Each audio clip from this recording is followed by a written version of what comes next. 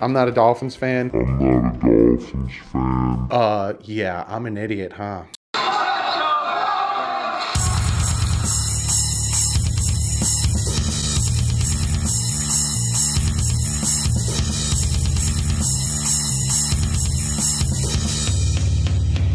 What's up, fans? So, day 2 of the Combine, there's some big news. It's not really big, actually, if you think about it. It's kind of already seen. But I got, so what I'm going to do with this day of the Combine, I learned from yesterday. And what I'm going to do is I'm just going to do top performers. I'm not going to break down everyone's 40. I'm just going to do top performers. There's some top performers at tight end. There was a friggin' huge performer at wide receiver. Holy moly. And then there's some of the quarterbacks did really well. So I'm going to talk about that, but I got 2 things I want to talk about before we get into Combine stuff. First things first, the Dolphins are going to be letting go of Andre Branch.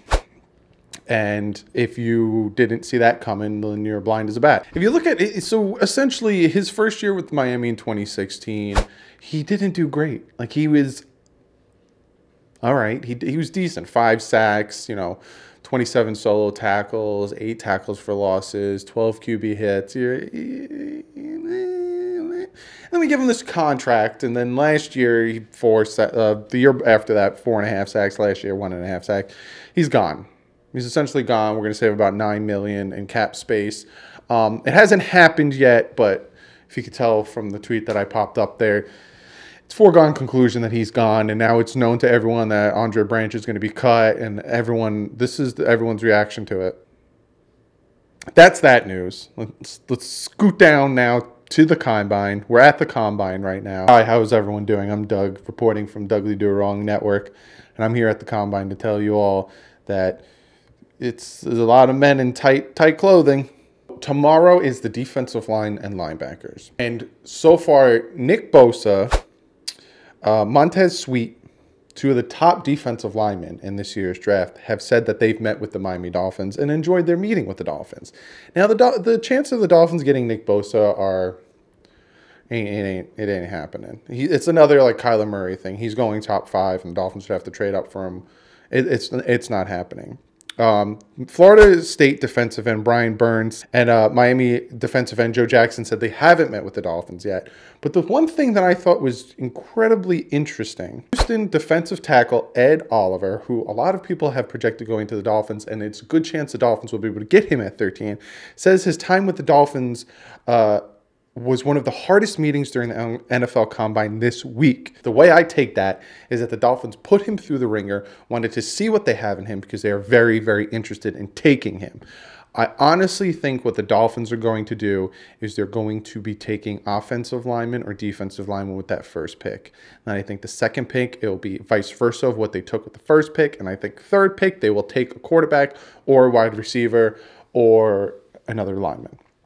That's what I see happening. But that's some of the news that came out of the Combine so far. Also, they have been talking about trading Ryan Tannehill. They have been talking to teams about trading Ryan Tannehill.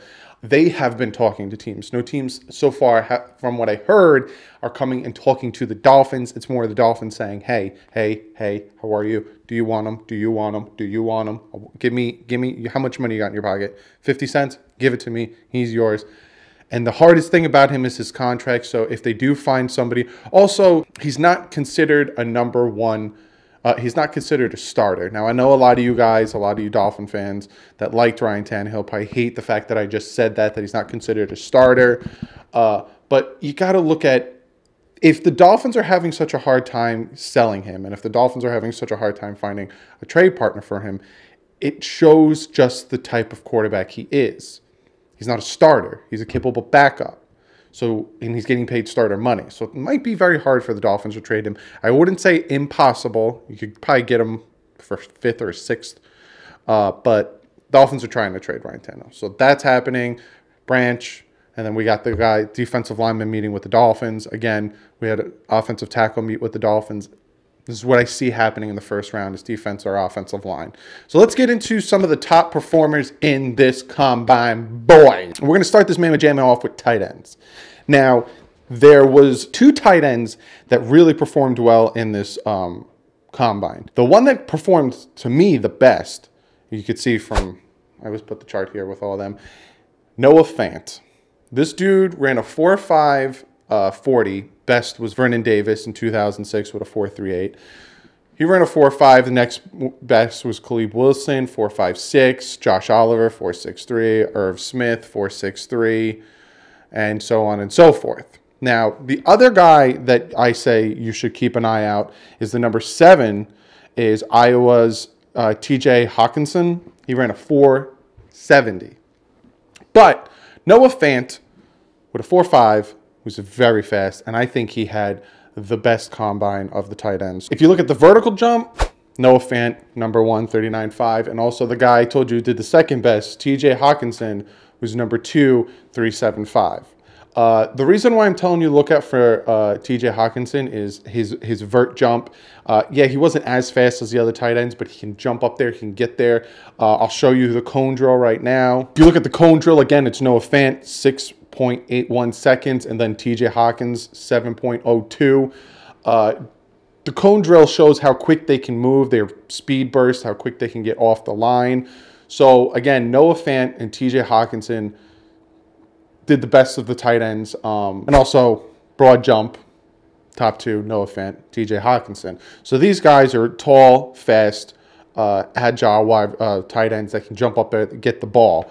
Don't be surprised if these guys go in the first round. Tight end seems to be a trend that the NFL is going towards. They're already ranked number in the first round and top in their position. I just think that this combine, along with their pro day, is probably going to push them into late to mid first rounders. Now, let's get to wide receivers. I got somebody to talk about. Holy moly. So let's look at the 40. And you could see Paris Campbell blew it out the water, 4.31. Again, John Ross is the best, I think fastest in the combine with a 4.22. But 4.31, him and Andy Isabella both did great. Paris Campbell, Ohio State, he did really well. Again, he could definitely be a first rounder. But the person I want you guys to pay attention to is the number 3 in the 40-yard dash. He ran a 4.33, and that's D.K Metcalf. Holy crap. Now, I'm going to just pop up a picture right here. You see that picture? That's him. He runs a 4.33. Are you kidding me? That's not even the best I got for you, right? He runs a 4.33. 27 reps bench pressing. Tied for first with N'Keal Harry. Now, N'Keal Harry is a wide receiver that he didn't do great in like the 40s and stuff like that, but he is a physical, big wide receiver and strong. So he could definitely be blocking downfield for you guys. So keep an eye on him. But look at number 2, DK Metcalf. I'm not done. You think I'm done? I'm not done. So then we have the vert jump. Number 1's tied is Emmanuel Hall and Miles Boykin. Number 3, DK Metcalf. DK Metcalf. I'm probably saying his name wrong, but if he's watching this, I apologize, sir. Vert jump. 40.5. Number 3. Like, are you kidding me? So you might be asking yourself, Doug, why did you give us those stats for DK Metcalf? He jumped higher than Julio Jones. He benched more than Khalil Mack. And he ran just as fast as Brandon Cooks. This dude, again, I'm popping his picture up, higher than Julio Jones, more benching than Khalil Mack, and just as fast as Brandon Cooks. Are you shitting me? This dude is a beast. He literally single-handedly skyrocketed his draft stock. He's going in the first round. There's no way that this dude's not going in the first round. Where? I don't know. But he is just a monster. A monster. So he had the best combine when it came on wide receivers. And then, like I said, N'Keal Harry, he's a projected first-round pick. And then the fact that he did so well with the bench pressing, showing how physical he is, and with all the other stuff, he's definitely projected a first-rounder. Also, Paris Campbell running that 4.31 40. Those are probably my three top performers at wide receiver, but D.K Metcalf stole the show. Stole the show. You know, I'll put the video of him running his 40 up while I was talking. Just projected him. He just launched himself. Probably #1 wide receiver in the draft. Just because of what people saw. Let's get to what you guys probably wanted to talk about is quarterback. So with the 40, we have Trace McSorley, #1. He ran a 4.57. Now with McSorley, they wanted him to do defensive back work during the combine. A lot of times with certain players at quarterback or wide receiver, they'll ask him to try out other positions, try the drills in other positions. He didn't want to. He wanted to stay at quarterback. He wants to play quarterback. There's some flaws in his game, and there's some flaws in his mechanics and stuff. So he could be moved to corner. This is what I'm hearing. He could be moved to defensive back, but he said he wants to do quarterback. He wants to stick with quarterback. He wants to do quarterback, just like Lamar Jackson. They wanted to move him to wide receiver. He said, no, I'm quarterback. Then you see #2 is Tyree Jackson. I have some other notes on him after I get done talking about the 40s. Then Easton Stick, Nick Fitzgerald after that. Drew Lock ran a 4.69. And then I just want to show you something real quick. When we scroll all the way down, #15 is Dwayne Haskins. He ran a 5.4. That's slow. That's really slow. Some of these offensive linemen were running faster than a 5.4. He said that he ran a slow 40 because he had a cramp in his calf, and that he normally runs around a 4.8. He said he normally runs around a 4.8, and that it's just slower because of the injury, but that's slow. And when I broke down my top prospects on quarterbacks, I already told you guys that he is not, he's a pocket passer. A lot of people had him as, you know, a running quarterback. He's not. Like I said, I think he had like 1-point-something yards a carry or 3-point-something yards a carry. He's not a runner. So slowest 40 time is Dwayne Haskins, and he said that he hurt his leg. Now, when I was watching video of them throwing their deep ball, because with quarterbacks, you don't really care about their broad jumps and their cone drills and their vert jumps and stuff, because they're not really going to be doing much of that stuff. It's more throwing. And when I was watching them throw, I noticed that Hoskins, Daniel Jones, and Drew Lock had the nicest deep balls. I also noticed that with Tyree Jackson, if you remember my breakdown of underrated quarterbacks, I said that he has a long stride. And I noticed that when he was, you know, hiking the ball and taking his steps back and throwing, he has long strides, and then his movement, his leg motions, and his stepping was just off. So his throws were weird. And that is probably the reason, like, there's something about him that one year he did great. Coming into this draft, everyone had Tyree Jackson being a #1 round quarterback. And then all of a sudden this year, he just fell off. He's super, super raw when it comes to his talent and stuff. So, like I said, he didn't play a full 16 games. He never played a full season. He's still very raw with his talent. So you could just see it when it comes to his throwing motion. But I will say, when it came to throwing, Haskins killed it. His 40 might have been slow. His 40 sucked. But Haskins was killing it with his throws, showing his accuracy, showing his deep ball, showing all that. So I would say top performer was definitely Haskins. And you can also see that Kyler Murray was just standing on the sideline watching. Like, I don't understand. Like, all right, I get it. Come, do your presser, and then leave. Like, why are you standing staring at people? Like, I don't understand why you didn't just run at least. But, yeah. That's what I got for you for today's combine. Like I said, tight ends was Noah Fant. He killed it in pretty much all the categories. And TJ Hawkinson, watch out for him. He also killed it in a lot of categories, vert jumps and all that stuff, showing his athleticism. Wide receivers, D.K Metcalf, killed it.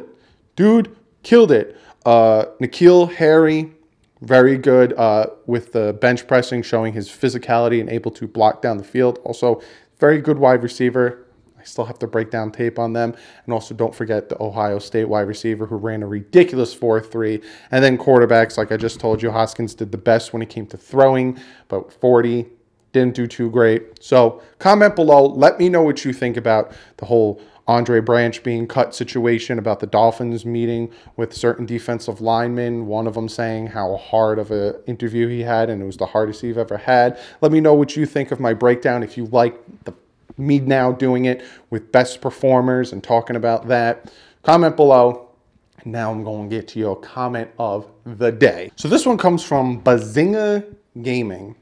And he asks me, Finn should get Rosen for a 5th and a 7th round pick. So the whole thing about Kyler Murray going to the Cardinals with the #1 pick, a lot of the Dolphin fans, not a lot, but a good amount of Dolphin fans have been commenting that the Dolphins should go after Rosen and make a play for Rosen. And, you know, 3rd round comes around, we don't draft the quarterback, we should take Rosen. The Dolphins had a chance to get Rosen last year. They had a very good chance of trading up and taking Josh Rosen last year. They didn't want to because they didn't like Josh Rosen. Also, what is the point in trading away for a quarterback that you didn't want when you can take one that you want, one that is projected, that you like, that you saw? So I honestly, it would shock the crap out of me completely if the Dolphins traded for Josh Rosen. Completely. It would shock the crap out of me if the Dolphins traded for anybody. Antonio Brown, Josh Rosen, you name it. If the Dolphins make a trade for anybody, completely would be a shock, and you would get a video where I'm like, oh my God, the Dolphins traded for blah, blah, blah. I see a lot of the Dolphins trading away players than trading for players. I don't see it. I also see him trying to trade back a lot in this draft to pick up more picks. But that's another video for another time. But thank you for the comment. Be sure to comment below. Like I always tell you guys, comment below if you have any questions or just in general. I pick your guys' comment and it becomes comment of the day. Be sure to follow me on Twitter. As soon as news comes out, like the Dolphins, like some of these D-Linemen meeting with the Dolphins, Andre Branch being cut, all this other news and notes come out, I retweet it first before I could sit down and make a video, especially with the Combine. I need the Combine to be fully over so I can fully watch everything and get a full grasp on everything before I can make these videos. That's why they come out fairly late. So be sure to follow me on Twitter. Follow my second channel, The Bit Boys. If you like gaming, you like that video game type stuff, go over there, check it out. We're almost at 400 subscribers, so if you can help us get there, I would greatly appreciate it. And be sure to give this video a thumbs up.